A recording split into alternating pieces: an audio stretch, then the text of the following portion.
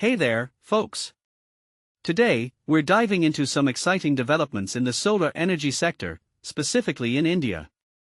The Ministry of New and Renewable Energy, MNRE, is making some serious moves, and it's time to break down what this means for the industry.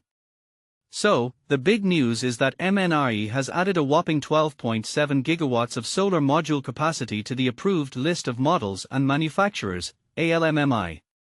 This brings the total listed capacity to over 217 gigawatts.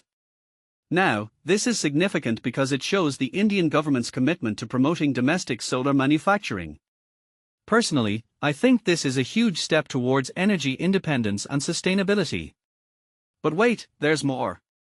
Fujiyama Power Systems and HR Solar Solution have also expanded their manufacturing capacities, adding over 1,600 megawatts combined. This is a clear indication that the solar industry in India is booming, and companies are racing to meet the growing demand for renewable energy solutions. What many people don't realize is that this rapid growth has a ripple effect, creating jobs and stimulating economic growth in the regions where these facilities are located. Now, let's talk about the new kids on the block. Four new manufacturers have entered the scene, bringing an additional 1,638 megawatts of manufacturing capacity. This includes companies like SLR Solar and Veda Solar, who are making their mark in the industry. In my opinion, this influx of new players is a testament to the attractiveness of the Indian solar market and the confidence investors have in its long-term prospects. What's really interesting here is the focus on advanced solar technologies. Most of these new listings are for bifacial N-type TOPCon glass-to-glass modules, which are known for their high efficiency and performance. This suggests that India is not just expanding its solar capacity but also embracing cutting-edge technologies, which is crucial for staying competitive in the global market. Speaking of competitiveness, MNRE is taking steps to standardize the nomenclature for ALMM-listed solar cells. They are proposing a 14-digit alphanumeric code to identify each cell model uniquely. This might sound like a boring bureaucratic detail, but it's actually a big deal.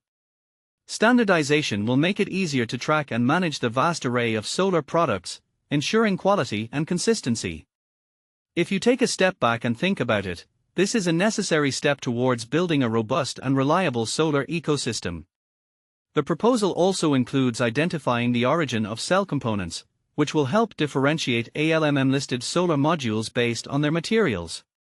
This level of transparency is essential for maintaining trust in the industry and ensuring that government-backed projects use high-quality, domestically manufactured components. Now, let's rewind a bit to the previous ALMM update in July 2026. MNRE added over 10 gigawatts of module manufacturing capacity then, and they've been consistently expanding the ALMM lists. This steady growth is a clear indication of the government's strategic approach to fostering a thriving solar manufacturing sector. One detail I find fascinating is the inclusion of heterojunction, HJT, solar cell technology in the ALMM list II.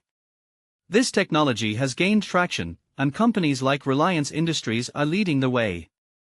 It's a sign of India's willingness to embrace diverse solar solutions, which is crucial for long-term success. However, there's a recent development that caught my attention.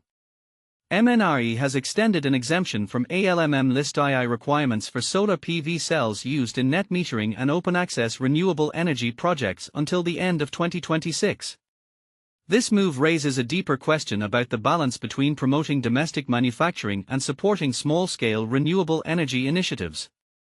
It's a delicate tightrope walk, and I'm curious to see how the government navigates this in the future. In conclusion, the Indian solar energy landscape is buzzing with activity. MNRE's recent updates showcase a dynamic industry that is growing, innovating, and adapting to meet the challenges of a sustainable energy future. As we move forward, I'll be keeping a close eye on how these developments shape the market and impact the global renewable energy scene. Stay tuned, because the solar story in India is far from over.